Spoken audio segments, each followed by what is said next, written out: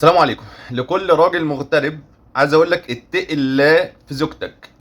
الحقيقه في الفتره الاخيره في رجاله كتيره بدات، وبالاخص اللي مقيمين في دول الخليج وبالاخص في الامارات، بداوا يتجهوا ان هم يكونوا بيعيشوا في علاقات غير شرعيه مع بنات من دول اسيا من غير ما نقول اسامي الدول.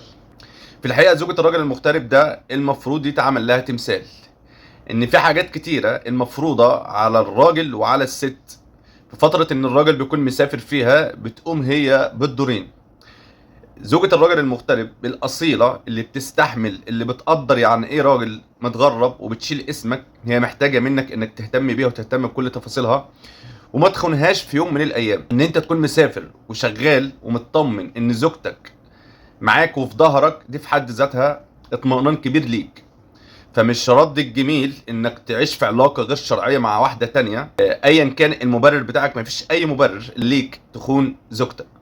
مفيش مشكلة لو هتتجوز بطريقة رسمية وتعلن ده على العلن، وتكون عارف ان جوازتك ده هتكمل معاك اللي انت اتجوزتها وانت مسافر. انما انك تعيش في علاقة غير شرعية وتيجي على زوجتك اللي عايشة في مصر ومستحملاك ومستحملة كل حاجة، فده ما يرضيش ربنا. زوجتك اللي بتشيل اسمك وبتربي اولادك وبتعلمهم تعليم كويس وبتحافظ لك على فلوسك وبتحافظ لك على كل حاجه ليك وانت مسافر، مش هرد الجميل اللي انت تخونها. ما ينفعش انك تقعد بالسنه وبالسنتين وانت عشان خاطر بتقضي غرضك وبتعمل العلاقه اللي انت بالنسبه لك ان انت كده بتسعد نفسك، مقابل ده انت بتيجي على انسانه تانية مستحمله معاك عشان خاطر في يوم من الايام تنزل لها وتسعدها. تعمل اي علاقه انت شايفها من وجهه نظرك اللي انت كده بتحل مشكله، انت بتسبب في مشكله تانية. فزوجتك المصريه اللي شايلاك وشايله اسمك ومتربي اولادك وبتعلمهم تعليم كويس، في زمن بقى في قليل جدا ان الستات بتعمل ده وتحافظ لك على كل حاجه وانت تكون مطمن لده،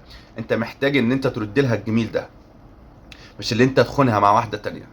حد تواصل معايا وقالت لي ان زوجي، انا مش هقول لك على اسمي ولا اسم زوجي، بس يعلم ربنا ان انا متقيه ربنا فيه جدا وبعمل بما يرضي الله معاه. اكتشفت ان هو بيعيش علاقه تانية مع واحده تانية في فتره الاجازه اللي نزلها في مصر. ما كانش عارف يعيش حياته مع زوجته، ما كانش عارف يهتم باولاده، ما كانش عارف يعيش الاجازه بتاعته اللي المفروض هو نازل عشان خاطر يسعد اولاده ويسعد زوجته.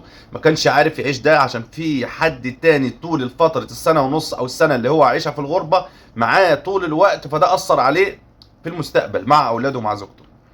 فده انت بتهيألك ان هو ملوش اضرار، لا ليه اضرار كبيره.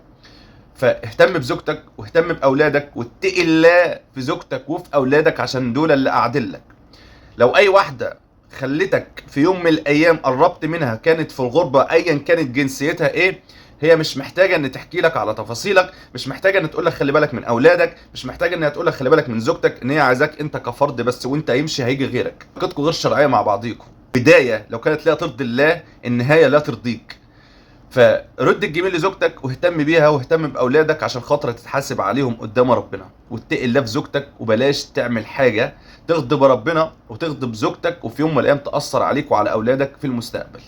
السلام عليكم، اشوفكم على خير.